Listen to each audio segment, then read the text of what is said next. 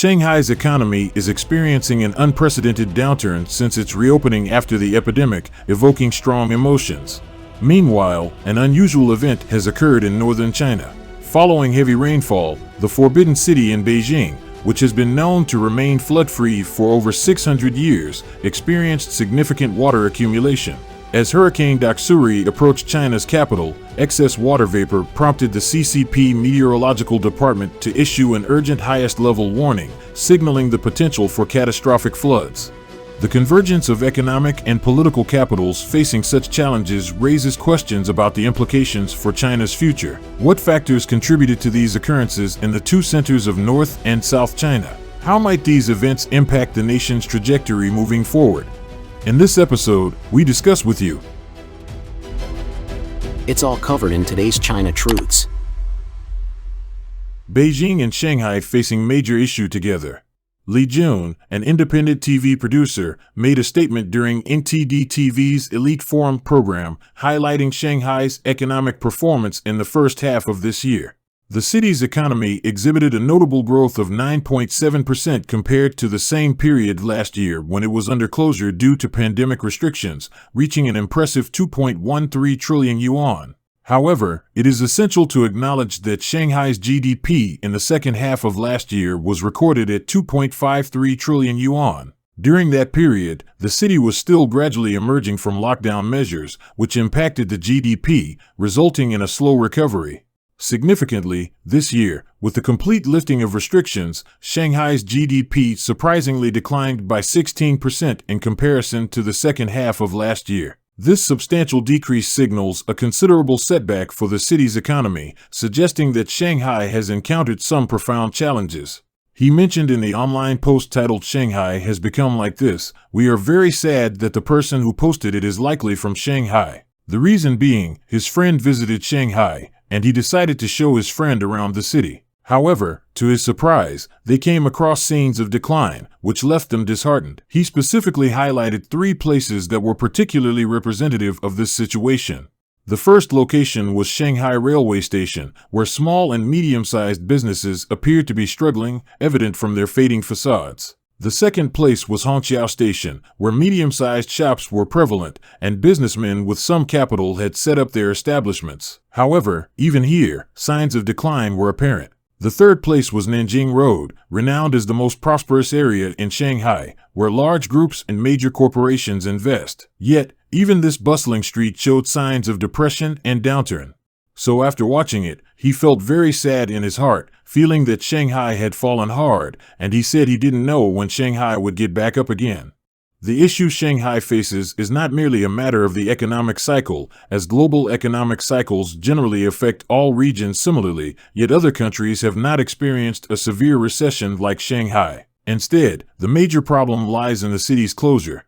Prior to the closure, Shanghai managed to maintain relatively normal economic operations during the past 2 years amid the epidemic, adopting a slightly Western-style approach of precise regulation rather than dynamic clearing. This approach helped keep Shanghai's economy stable. However, the emergence of the Omicron variant changed the situation drastically. Under political pressure, Shanghai implemented a city closure, resulting in significant economic repercussions. This is not a short-term problem, but rather a consequence of accumulated challenges over the 3-year epidemic period, pushing the city into dire circumstances. Being an international metropolis, Shanghai's closure led to severe losses, prompting people to leave the city and a substantial withdrawal of capital. As a result, Shanghai is encountering difficulties in its recovery. The withdrawal of foreign capital and potential relocation of industrial chains make it exceedingly challenging for the city to bounce back.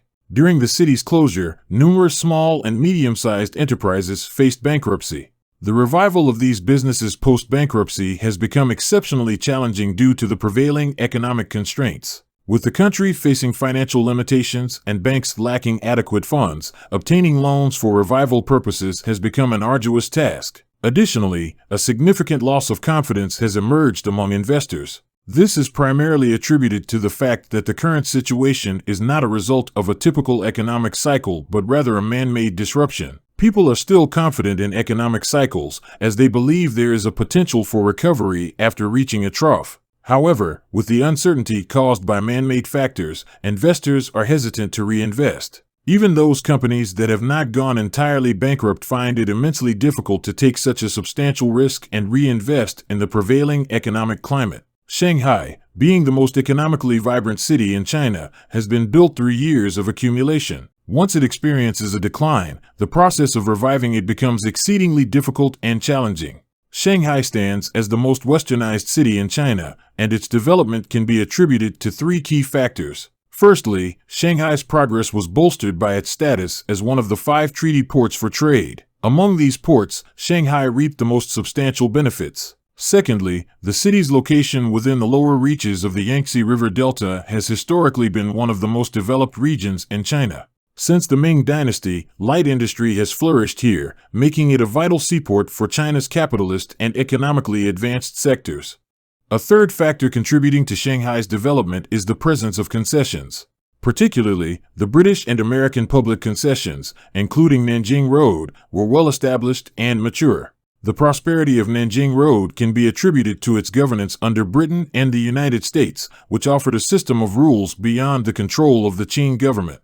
Consequently, the presence of legal protection and autonomy within the concessions attracted shrewd and ambitious businessmen who were willing to invest and develop their ventures there. In light of these circumstances, Shanghai experienced significant growth and development, becoming a vital economic hub with a unique blend of Western influence and domestic progress. These factors combined to shape Shanghai into the thriving metropolis it is today. Shanghai's role in the Chinese economy has been highly significant. Even during the challenging period of the Cultural Revolution, when production across the country came to a halt, Shanghai continued to contribute significantly to the central government, providing 20 billion yuan annually. Despite the tumultuous times, Shanghai remained the only city in the country with a relatively intact industrial foundation.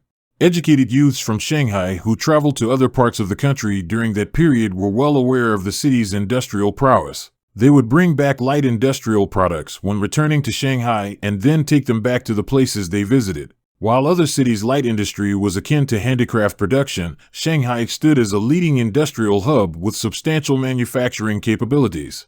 However, during the recent period of city clearance and closure, observers noted that Shanghai faced an unprecedented depression, surpassing even the downturn experienced during the War of Resistance in Songhu and the Japanese invasion. This man-made factor has proven more detrimental than any natural disasters or wars.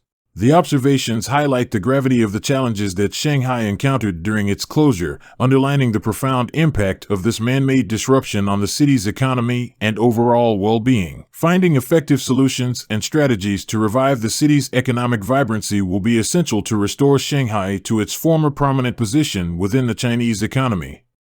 The Forbidden City was flooded for the first time in 600 years.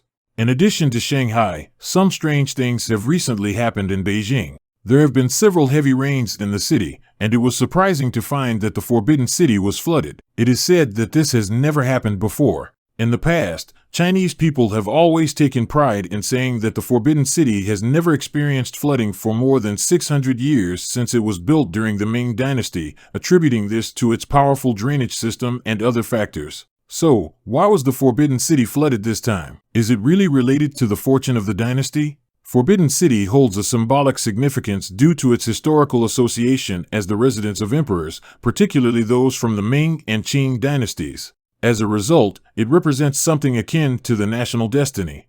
Given its 600-year history of being free from flooding, the recent occurrence of flooding within the Forbidden City is perceived as a negative sign or bad omen. Of course, on the other hand, we can also explore the practical aspects for reasons. In fact, the drainage design of the Forbidden City was very effective during the Qing dynasty, as it was based on the river basins across the entire North China region and the conditions of that time. However, after the establishment of the Communist Party of China, significant changes were implemented in North China's governance, particularly in the Haihe River Basin. As a result of these large-scale changes, many crucial rivers vanished. They were either obliterated or disappeared, making way for urban development and construction. Moreover, the expansion of Beijing has been immense. While the Forbidden City once stood as the central point of Beijing, the city has now transformed into a super metropolis. If there is an issue with the drainage system throughout Beijing, it would impact the drainage of water in the Forbidden City, making it different from before. In the past, the water from the Forbidden City flowed into various rural water systems and was taken away. However, the current situation has changed. From this perspective, during the construction process of the CCP, especially the developments around the Forbidden City, it will inevitably impact the drainage system of the Forbidden City itself. Some recent renovations have taken place, and such renovations may eventually cause significant issues. The problem arises because the original design differs from the current one, and the underlying philosophy and approach have changed drastically. The ancients emphasized the harmony between man and nature, whereas modern people, especially the CCP, focus more on human dominance over nature. Consequently, during the design process, there may be many aspects that appear unreasonable. Shan, a senior editor and editor-in-chief of the Epoch Times, mentioned in the Elite Forum that China's northern water systems mainly consist of 3 water systems in the North China Plain: the Huaihe River, the Yellow River, and the Sea rivers that flow north to Tianjin and Hebei. Previously, the Huaihe River used to carry a substantial amount of water, about 40 billion cubic meters annually. However, currently, North China, including Beijing and Tianjin, consumes the entire 40 billion cubic meters of water from the Huaihe River, depleting its resources. Consequently, they now have to draw 4 billion cubic meters of water each year from the Yellow River and resort to drilling wells to pump out approximately 6 billion cubic meters of groundwater annually. As a result, the most significant obstacle to the development of this area in Beijing is water scarcity, as its water consumption far exceeds that of the Huaihe River Basin. The upper reaches of the Huaihe River Basin have several tributaries, including the Chao River and the Bai River. At their confluence, it is called the Chao Bai River, which then flows into the Yongding River. In the past, Beijing was renowned for its waterways, and there were many wetlands throughout the city. However, most of these wetlands have now disappeared, leaving the area dry and making it impossible to divert water from the Yangtze River. This situation is considered entirely implausible and astonishing, not just from a local perspective, but also from the viewpoint of other nations. Guo Jun, editor-in-chief of the Epoch Times, mentioned in the Elite Forum that due to Chinese people's attention to feng shui, an accident in the Forbidden City is considered a bad omen. The Forbidden City, constructed during the Ming Dynasty, possesses a highly effective drainage system, and it has remained flood-free for over 600 years. The media in Beijing used to take great pride in this fact. During our youth, we often came across reports of heavy rainfall causing flooding in the streets outside, but nothing ever happened inside the Forbidden City. This was truly a miraculous occurrence. The drainage design involves numerous intricate ideas, but there is a fundamental principle at play: water flows downward. It is as simple as that. If the lower parts of the drainage system are connected, the upper parts will not be flooded. The overall design of the Forbidden City features a higher ground level in the north and a lower level in the south. The northern part stands 2 meters higher than the southern part. Additionally, there exists a small river within the Forbidden City known as the Inner Jinshui River, which flows to the outside of Tiananmen Square through the wide Jinshui River. This waterway extends to Zhongnanhai. Consequently, if the water in Zhongnanhai remains unobstructed, the Forbidden City remains safe from flooding since the two areas are very close. Guo Jun remarked, "Then this matter is interesting. Why is Zhongnanhai blocked? What could have caused the blockage?" Consequently, this situation has sparked numerous thoughts and discussions. It is not just about the water issue, it touches on the broader concept of governing the country and managing water resources. Moreover, the blocking of Zhongnanhai also involves public opinion. Feng Shui itself raises significant questions. The Forbidden City faces south, which is considered the 95th position, signifying the position of the emperor. The Inner Jinshui River within the Forbidden City flows from the northwest to the southeast, aligning with the flow direction of major rivers in China. Thus, the Forbidden City serves as a microcosm of China.